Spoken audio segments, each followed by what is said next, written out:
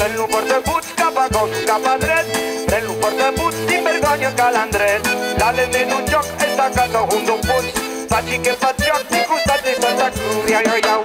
Et si la séquence sociale et politique actuelle sur les retraites était en plus de tout aussi un faire-part, l'annonce de la fin de vie programmée de la Ve République. Alors vous me direz, c'est pas tout à fait la première fois qu'on se hasarde à ce genre de pronostic, c'est vrai, mais comment ne pas au moins se poser cette question, que tout ce qui se trame en ce moment signe aussi peut-être le coup de grâce, le coup fatal, l'aboutissement d'une lente agonie, c'est vrai, qui dure maintenant depuis quelques années, d'un système institutionnel qui a fini par s'enferrer dans ses propres contradictions, au point de ne plus du tout être raccord avec cette nouvelle période historique qui s'est amorcée il y a quelques années maintenant dans le sillon de la crise de la mondialisation capitaliste. Une crise qui déploie ses effets aux quatre coins du globe.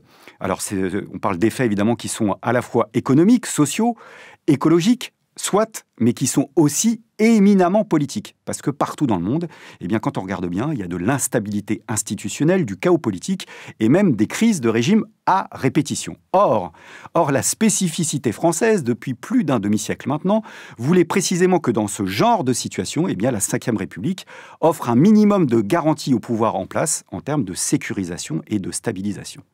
Et force est de constater que non seulement ça n'est plus le cas, mais pire encore, à cause de son fonctionnement propre, la Ve République a plutôt tendance à alimenter ce genre de crise politique plutôt qu'à les résorber. Raison pour laquelle on peut dire qu'elle ne fait plus partie de la solution et qu'elle fait dorénavant partie du problème.